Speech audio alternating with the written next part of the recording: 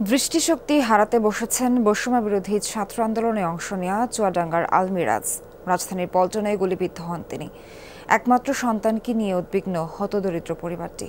Design, elegance, beauty, সেরা পণ্য সবার জন্য জেভিকো।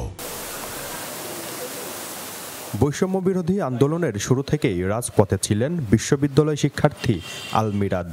গত ১৯ জুলাই রাজধানীর পল্টনে গুলিবিদ্ধ হন তিনি। শরীরের বিভিন্ন স্থানের পাশাপাশি গুলি লাগে দুটি চোখেও।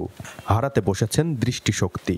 গাড়ি রানিং করে ন্যাক্কারজনকভাবে আমাদেরকে গুলি মারে এবং ওই গুলিতে আমার সমস্ত পিঠ সহ এগুলা সহ ৪০ থেকে ৫০টা গুলি লাগা সহ এবং দুই চোখেই আমি গুলিবিদ্ধ হই। আহত হওয়ার পর ৪ হাসপাতালে টানা ১৬ দিন চলে চিকিৎসা। তাতেও মেলেনি আশার বাণী।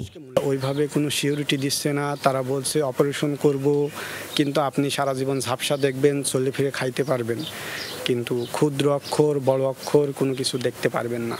এটা তো লাইফ না। চুয়াডাঙ্গার দামোহদার চণ্ডীপুর গ্রামের কৃষক শুকুর আলী ও বিলকিস খাতুনের একমাত্র ছেলে আলমিরাজ। পড়তেন ঢাকার একটি বেসরকারি বিশ্ববিদ্যালয়ে। তাকে নিয়ে উদ্বিগ্ন স্বজনরা।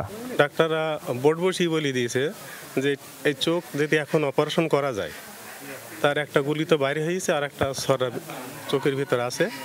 বলছে এটা আমরা কোনো সিউরিটি দিতে পারছি না, তবে কি হবে।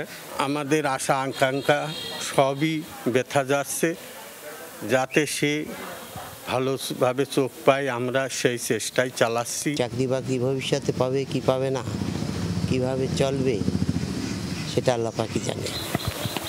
যেই দু চোখে ছিল ভরা স্বপ্ন, সেই দু চোখ এখন ঘোর অন্ধকারে। তবুও সেই দু চোখেই দেখতে চাই নতুন এক বৈষম্যহীন বাংলাদেশকে। জিসান আহমেদ, যমুনা নিউজ, চুয়াডাঙ্গা।